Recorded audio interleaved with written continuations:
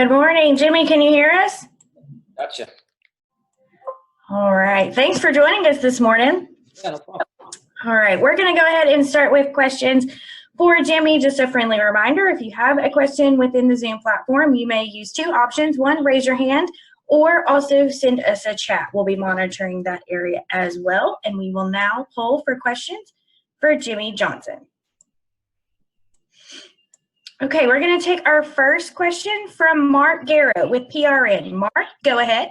Thank you. Thank you, Jimmy, for taking the time with us this morning. In talking with William yesterday, I asked him how it felt to be kind of battling with you for that last spot, it looks like, and he said it was odd. How do you feel about it? Yeah, it is odd. It's unfortunate as well.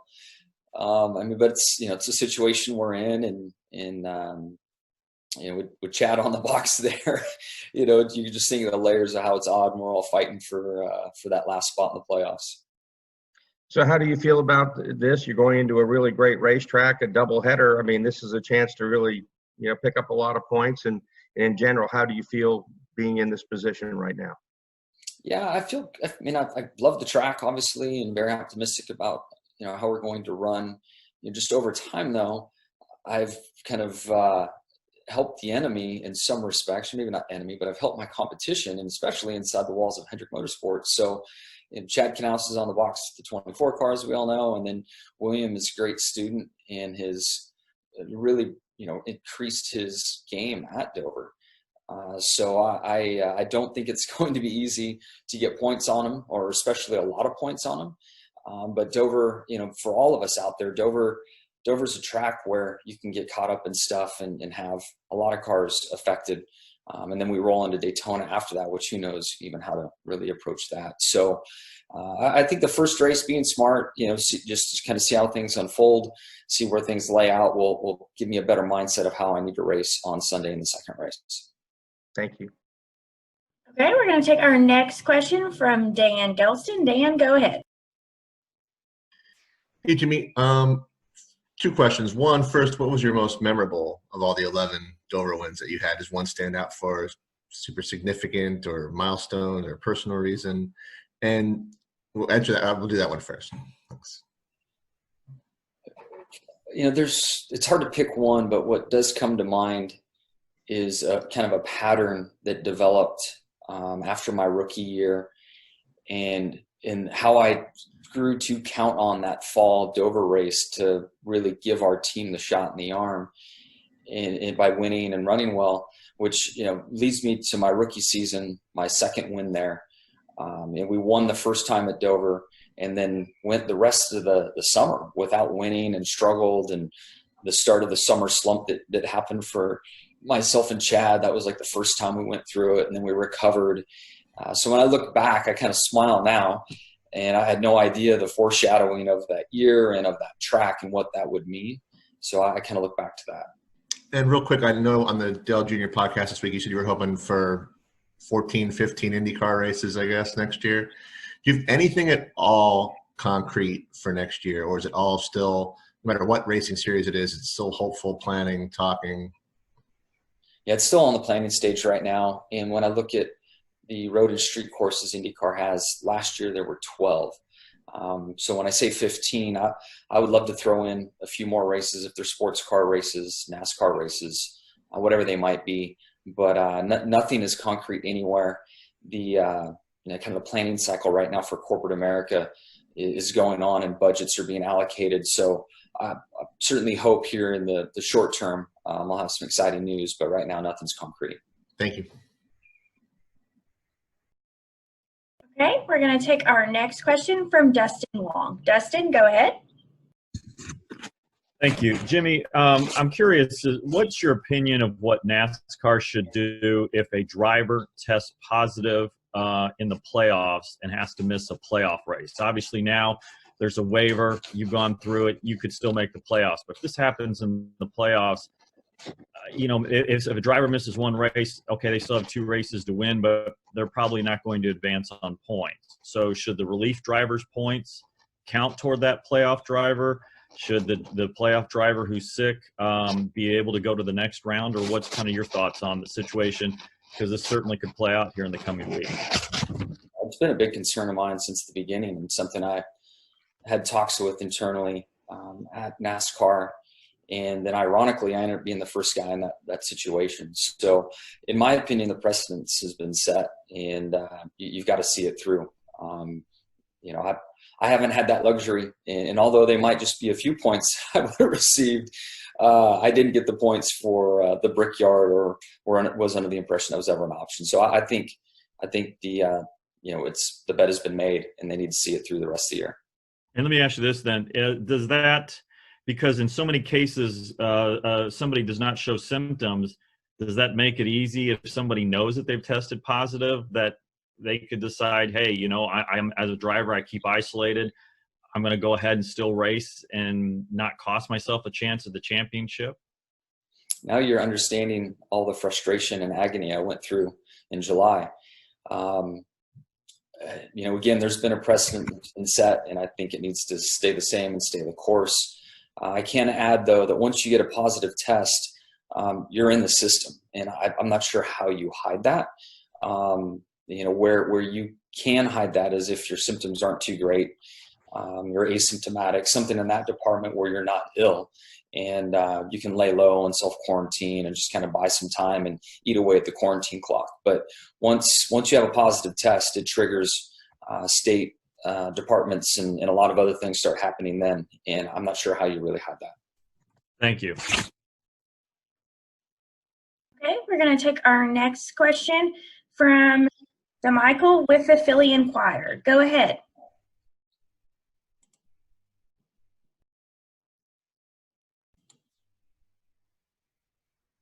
Okay, we'll hold and go back there in a second. Alex from the Charlotte Observer, go ahead with your question.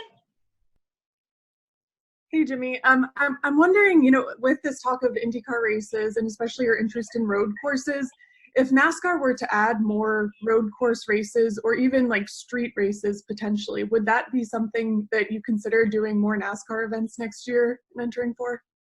Yeah, I'd definitely look at that. That would be really exciting. I think the idea of street racing is a really good one, and could be a lot of fun and a great experience. And then depending on the more natural tracks or road courses that, you know, if one was to come up, I would definitely look at it. You know, I feel like the Road America track, it's so fun watching the Xfinity Series race there, and that would be a great fit for a Cup car. Thanks so much. Okay, DeMichael from the Philly Inquirer, did you have a question? Yes, I had my mic muted, but Jimmy, obviously you've had a lot of success at Dover over the years, but what would you say from your experience makes Dover a unique racetrack? It's really just the topography, if you will, or the track configuration. The way that they built the banking for the turns is they kind of dug a hole in the end of each straightaway and took that dirt and brought it up. So it's one of the few tracks, and it's the track with the most, the biggest sensation of a drop off, and the most, there's like a downhill and a jump that happens into each corner, which is just awesome. So that's the thing that really sets that track apart. And it's just that the center of the corner is probably 20 feet lower than the straightaway is. And it just introduced a whole different style of driving dynamics. Okay, we are going to take our next question from Lee Spencer. Lee, go ahead. Thank you. Just curious, do you think it gives you an advantage having 2 races at Dover this weekend where, since you have had no practice, you can develop at least a competitive baseline, and with all your experience and success at that track, it'll help you, at least give you a fighting chance on Sunday? I think so. The one caveat to that is the driver I'm focused on has Chad Knaus on the box. Huh. And he's a student and a friend and somebody that I've mentored and have kind of taught how to drive good there and be competitive there. So it is a very unique situation to be in. And I wish it wasn't a Hendrick teammate that I was fighting for that last spot with. And am I to understand, did you test positive or did you test false positive for COVID. And when you look at what's going on with World of Outlaws right now and them having, a breakout of sorts, how much do you commend NASCAR for just really pulling the reins back on this situation? I feel like NASCAR's done an amazing job in creating distancing in these different compartments that don't overlap so that we can control the spread. I think Hendrick Motorsports has done a great job as well, because once you experience a positive test in your circle, and if it's you, your family, or somebody through contact tracing, you really start to understand how quick this can move around and the impact that it has on your professional life and personal life. So I feel that it was very well thought out, and we've been, because of that, we haven't had it spread and move around a lot within our sport, and we've been able to go to the track week in and week out. But as far as my testing, I don't know if I will ever have the answer or the conclusion. I do know that I tested positive, and then I had 2 negatives quickly after, and I had 0 symptoms. So I could have been asymptomatic, or I had a false positive, but I don't know how to ever, how to prove it one way or the other. I just don't know. Truly appreciate your time, champ, and good luck this weekend. Thank you. Okay, Jordan Bianchi, did you have a question?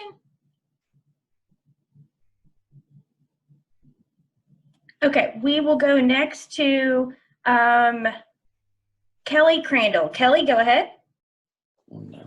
Thank you. Hi, Jimmy. So the end of the season is obviously fast approaching, the end of your full-time career.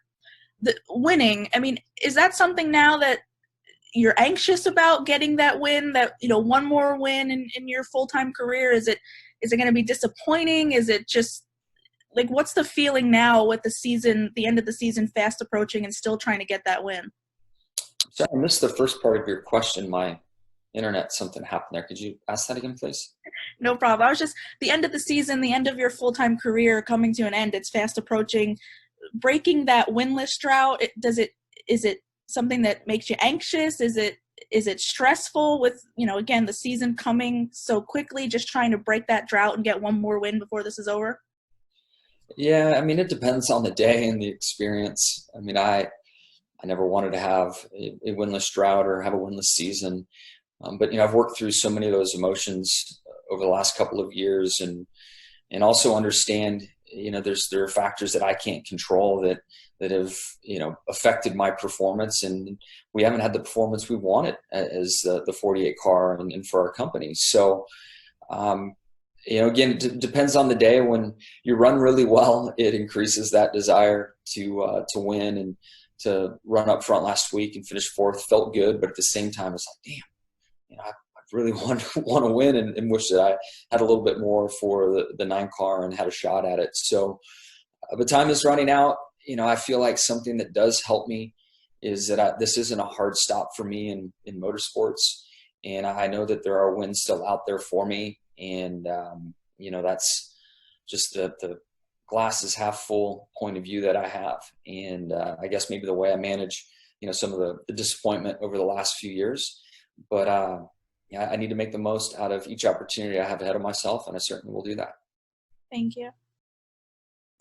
Okay, we'll take our next question from Mike Solarte. Mike, go ahead. Thanks very much. Jimmy, so much is made of the 2 races at Dover and the experience that you have there and your success there.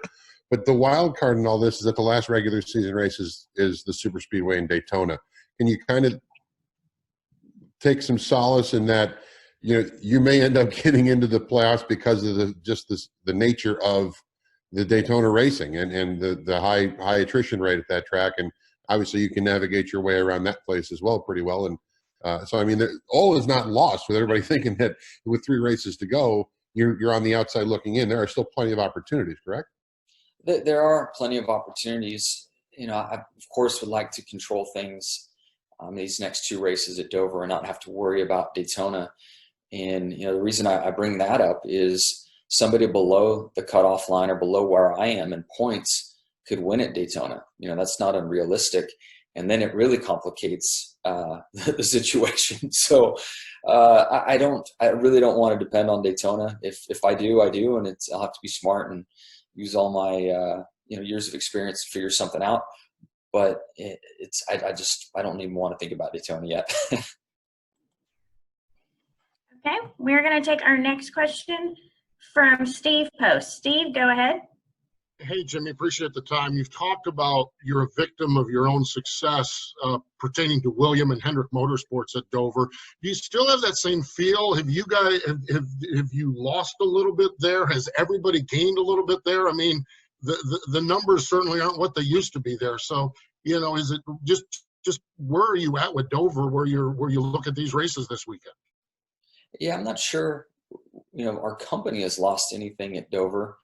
I think Alan and Chase do a phenomenal job and really get the potential out of the car week in and week out. Alan's experience and the connection between those two has really made the difference, and they've been very competitive and won a few times at Dover. And then the journey I've been on over the last 3 or 4 years, the last year of Chad and I, we weren't bringing the best out of one another. A couple trips there with Kevin, and then Cliff and I, finding our way. We've been competitive every time we've been there, but to be great just takes something special. So I think the potential is there, and I feel really good this weekend. Cliff's been on the box for a lot of the wins that I've had at Dover, and our relationship and connection is very strong. So optimistic about that. But when I look through the garage area, there's been a lot of teams studying how we've gone fast around that track, and you look at other drivers honing in on their game and getting better. And on top of that, it's just a never ending journey for a crew chief, and these crew chiefs and other teams are getting stronger too. So long story short, the potential's there for us. I think we can do it, but the field's definitely gotten stronger.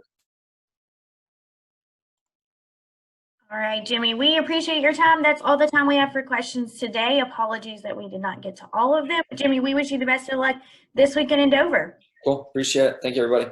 Thanks, Champ. Thanks. All right, and we